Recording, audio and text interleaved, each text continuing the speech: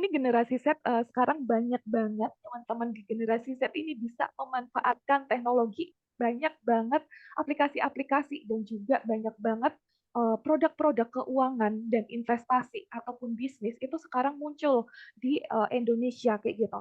Kita tahu sekarang ada yang namanya tabungan emas. Kalau dulu kita nggak ada tabungan emas ya kita harus beli emas batangan kayak gitu.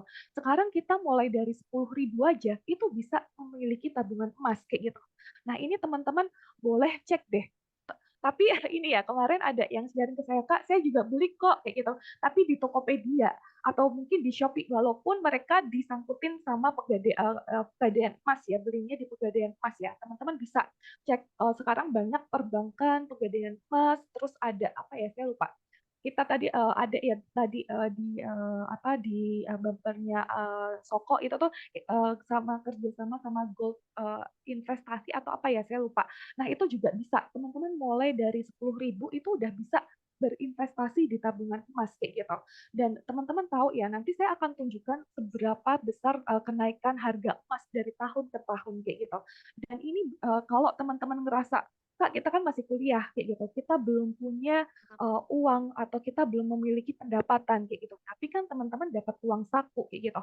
Nah, uang saku itu bagaimana sih caranya agar kita bisa sedikit-sedikit kita puterin nih buat kita belajar bagaimana cara produk investasi ini bekerja. Next, kalau kita udah kerja, itu teman-teman bisa melipat gandakan uang pendapatan teman-teman atau gaji teman-teman menjadi lebih bagus lagi karena teman-teman udah belajar nih dari zaman kuliah pola dari produk-produk keuangan kayak gitu. Nah, selain ada tabungan emas, itu tuh ada yang namanya obligasi kayak gitu. Nah, obligasi itu apa sih kayak gitu? Kok banyak ya obligasi berseliweran. Kadang teman-teman kalau tahu ya ada Sukuk kayak gitu kan, terus ada Sun, terus ada ORI 054. Nah, itu adalah surat utang negara. Jadi negara itu tuh butuh modal atau dana untuk membiayai negara untuk pembangunan infrastruktur, untuk bikin bendungan dan lain-lain. Nah, itu biasanya mereka selain dari pajak, itu tuh pinjam dana mengeluarkan surat utang ke masyarakat. Dan itu biasanya nanti teman-teman dapat yang namanya bunga atau kupon, dan di situ nanti akan dibayar setiap bulan kayak gitu. Tapi memang kalau obligasi itu pakai modal minimal itu adalah 1 juta kayak gitu. Nah ini karena memang mereka punya minimum ya, minimum dan teman-teman sekarang bisa beli kayak di aplikasi-aplikasi peer-to-peer lending, di Bareksa, yang reksadana itu mereka juga jualan nih obligasi. Terus habis itu ada di perbankan. Nah, akses-akses itu sekarang jauh lebih mudah ya. Kita nggak harus datang ke bank, kita online aja, kita bisa daftar, kita bisa beli kayak gitu. Nah, obligasi ini juga lebih baik kalau kita daripada nabung di deposito atau tabungan biasa kayak gitu. Dan biasanya kalau yang punya pemerintah itu udah pasti bakalan apa dikembalikan. Jadi jangan sampai kadang Kak takut nih nanti kalau misal nggak terbayar jangan takut ya kalau obligasi yang dikeluarkan oleh pemerintah sudah pasti bakal dibalikin kayak gitu. Biasanya ada yang dipinjam setahun, 2 tahun, 3 tahun. Nah itu tergantung produknya kayak gitu. Itu obligasi ya. Jadi teman-teman ini lebih oke sih daripada deposito. Kenapa sih orang-orang kalau zaman dulu itu adalah orang-orang yang punya apa namanya uang gede itu yang ditawarin sama bank biasanya nasabah-nasabah prioritas kayak gitu. Tapi sekarang enggak, sekarang kita bisa mengakses untuk bisa langsung beli secara digital kayak gitu dan semua orang punya kesempatan untuk ini kayak gitu. Jadi kita di generasi kalau saya kan milenial, kalau teman-teman di generasi Z itu jauh mendapat peluang untuk bisa menaikkan aset kita dengan lebih baik lagi dibanding dengan adanya inflasi. Teman-teman tahu kan ya, kalau semisal kita tidak belajar tentang investasi, next teman-teman bakalan kayak ya udah deh nabung yang di tempat aman-aman aja deh apa deposito. Nah, kalau di deposito teman-teman harus hitung itu inflasi berapa, terus bunga depositonya berapa, terus biaya-biayanya berapa. Apakah teman-teman mau uangnya itu tuh menurun nilainya atau teman-teman pengen next ke depan kehidupan yang lebih baik lagi, ekonomi standarnya lebih naik lagi, ya kita mau nggak mau harus tahu nih mana-mana produk-produk investasi yang bisa menaikkan aset kita kayak gitu. Jadi teman-teman bisa cek nanti saya akan jelaskan juga satu-satu mana nih yang paling menarik bunga dari masing-masing produk-produk investasi ini. Terus ada yang namanya reksadana. Nah, reksadana ini Mungkin teman-teman udah familiar ya, kayaknya anak-anak muda zaman sekarang, kemarin ada yang ikut kelasnya Soko, itu tuh anak SMP loh. Aku sampai heran, wah SMP, dia SMP, kalau teman-teman di sini mahasiswa, bayangkan SMP itu tuh masih ada SMA dan kuliah 7 tahun lagi. Kalau dia bisa mengembangkan dana uang saku yang dikasih sama orang tuanya, itu tuh dia pasti nanti pas kerja, dia asetnya jauh lebih besar kayak gitu. Dia akan bisa mengelola itu dengan baik kayak gitu. Dan kemarin di Soko pun ada tim Soko itu tuh juga ternyata Kak aku udah mulai invest kayak di crypto kayak gitu. Aku udah ngembangin 16 kali dari modal kayak gitu.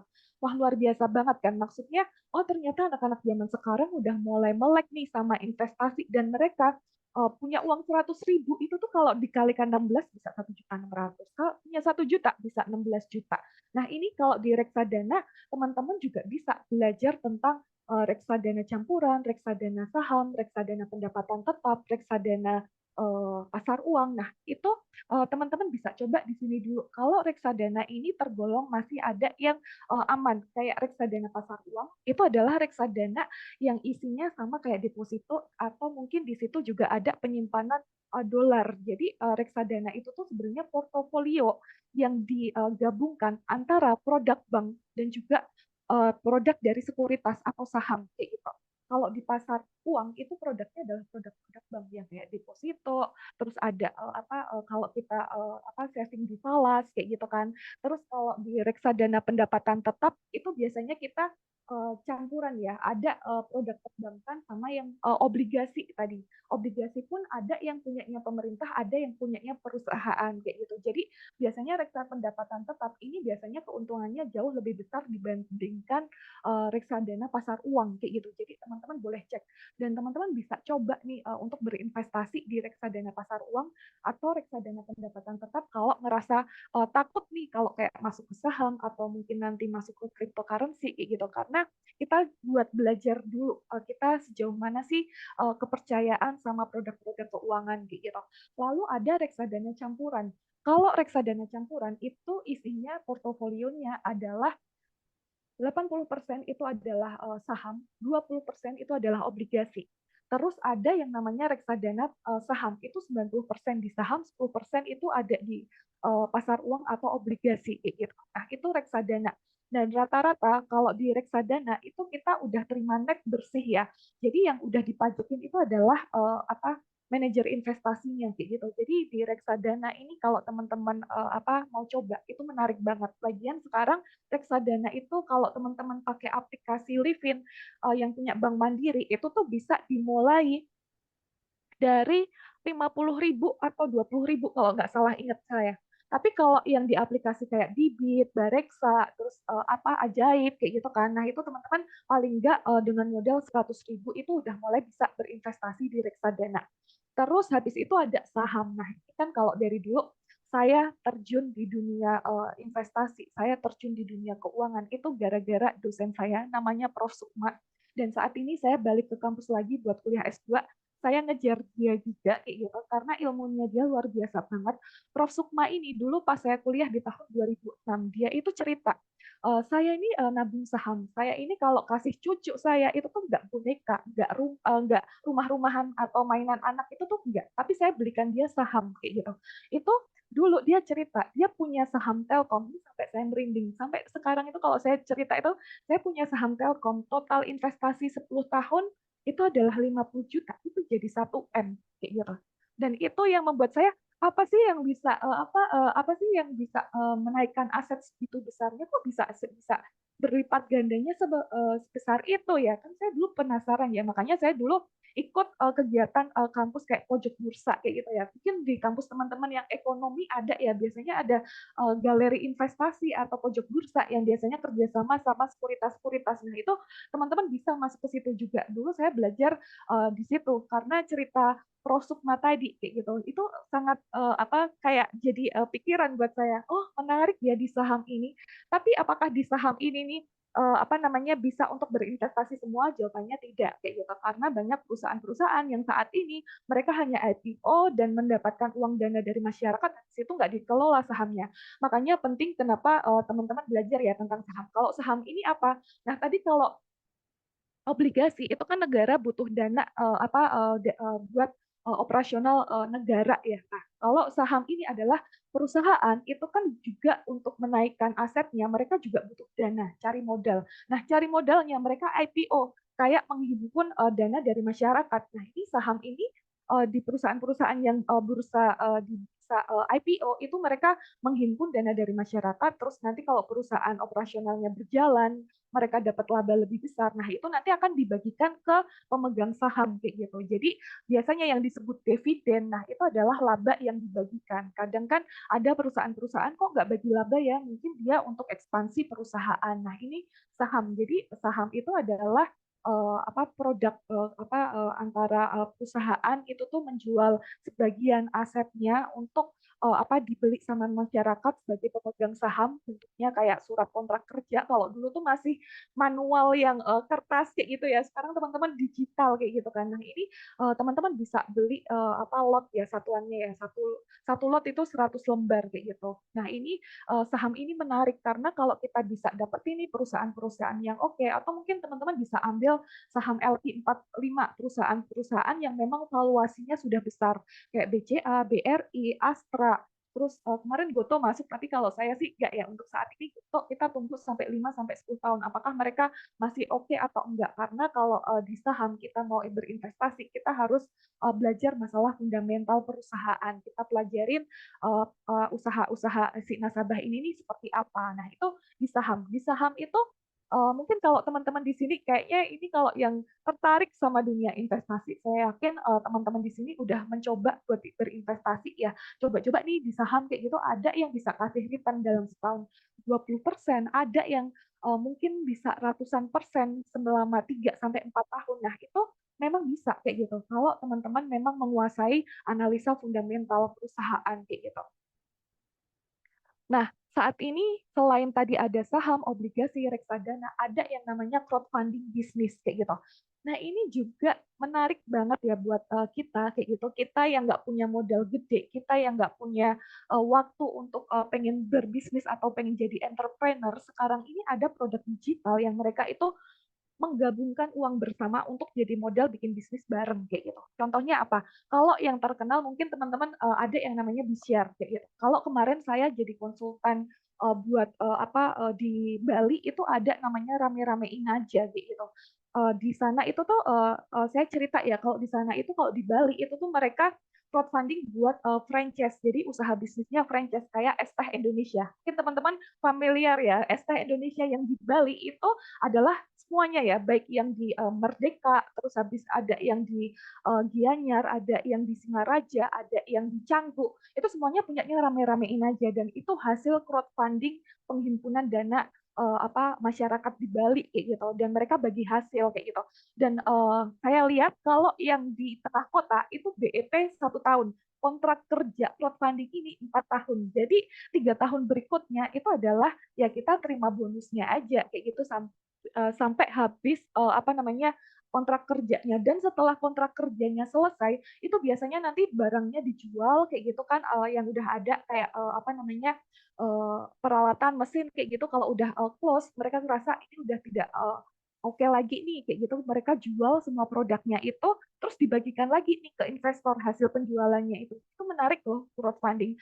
Yang saya pelajarin di Bali di rame-ramein itu menarik dan next mereka buka lagi kayak kemarin tuh apa ya mereka mixui juga ada, terus habis itu ada mie apa saya lupa mie apa dan itu selalu slotnya habis kayak gitu karena memang kalau mereka yakin perputaran bisnis ini bagus dan itu kan ada proposal bisnisnya ya dan mereka pasti mau menaruh uang jauh lebih banyak kayak gitu karena daripada kita mau pengenlah jadi entrepreneur padahal kita nggak ada jiwa entrepreneur karena memang menjadi seorang entrepreneur itu tuh memang jiwanya harus kuat ya. Nah kalau nggak ada jiwa tapi entrepreneur tapi kita pengen bisnis sekarang ini banyak aplikasi-aplikasi yang kalau kita bisa menganalisa proposal bisnis misal kayak kemarin kalau di Bishare itu ada Google Box mau dibangun di Dieng. Nah, itu baru ada crowdfunding. Nah, coba deh teman-teman apa namanya cek di BShare, ada aplikasinya BShare, di situ tuh ada dia itu lagi menghimpun dana buat bikin bobo box di Dieng. Teman-teman tahu ya yang di Wonosobo. Dieng itu tuh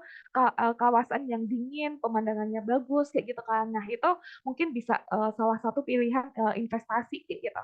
Terus ada yang namanya peer to peer lending. Nah, ini saya juga apa kalau apa kayak lagi males di saham atau apa, biasanya saya masukkan di peer to peer lending. Nah, peer to peer lending itu apa? Peer to peer lending itu adalah kita itu tuh kayak menemukan antara pengusaha dan juga orang yang punya dana. Sebenarnya sekarang intinya sama ya, ada orang mau bisnis bareng tapi nggak punya modal atau modalnya kurang kayak gitu. Nah, itu ditemukan di aplikasi peer to peer lending. Jadi di sini ada orang-orang yang usaha, itu ada yang BUMN juga kayak gitu, pinjem nih di peer to peer lending kayak gitu kan. Terus masih dihimpunkan dari peer to peer lending ini uang-uang masyarakat kayak gitu. Terus habis itu dibagi hasil lah dengan return, dan menurut saya menarik ya karena ada yang kategori A, B, dan C. Semakin ke C itu biasanya mereka itu tuh agak apa kadang telat bayar, tapi masih oke lah. Kadang dia walaupun telat masih bayar kayak gitu kan. Nah, kalau yang kategori A itu ada di aplikasi Acceleran. Kan banyak ya, ada Acceleran, ada Coinworks, ada Investri. Saya lupa. Ada satu lagi yang aplikasi itu saya pernah download, tapi saya nggak pernah dapat slotnya, saking ramenya kayak gitu. Ada itu saya lupa apa, yang dia kerjasama sama Aku Laku kalau nggak salah. Nah itu tuh selalu slotnya habis, karena memang yang kategori A aja, dia bisa kasih return setahun itu 10%. Tapi memang ada pajaknya juga. Tapi menurut saya, kalau kita bisa menganalisis dan kita bisa mendiversifikasi aset kita, itu menarik ya, daripada kita masukin di deposito atau tadi reksadana pasar uang. Saya kalau daripada reksadana pasar uang ataupun reksadana pendapatan tetap, saya pilih peer-to-peer lending. Tapi memang balik lagi, kita harus belajar tentang analisa apa namanya dari perusahaan yang dipinjemin. Itu kan ada ya laporan keuangannya, terus analisa bisnisnya seperti apa, terus biasanya mereka menjaminkan apa. Nah, itu teman-teman bisa lihat dan pelajari di situ. Itu peer-to-peer lending. Nah, ini salah satu yang menurut saya juga menarik kalau kita nggak mau repot, nggak mau ini, tapi paling di awal kita screening aja laporan keuangannya aja kayak gitu. Terus selanjutnya sekarang ada yang namanya cryptocurrency. Dan saya cerita ya sama teman-teman, banyak orang-orang yang mungkin apa udah tua kayak gitu nggak percaya, tapi dosen saya Prof Sukma ini terjun langsung dan dia mau bikin buku tentang cryptocurrency kayak gitu.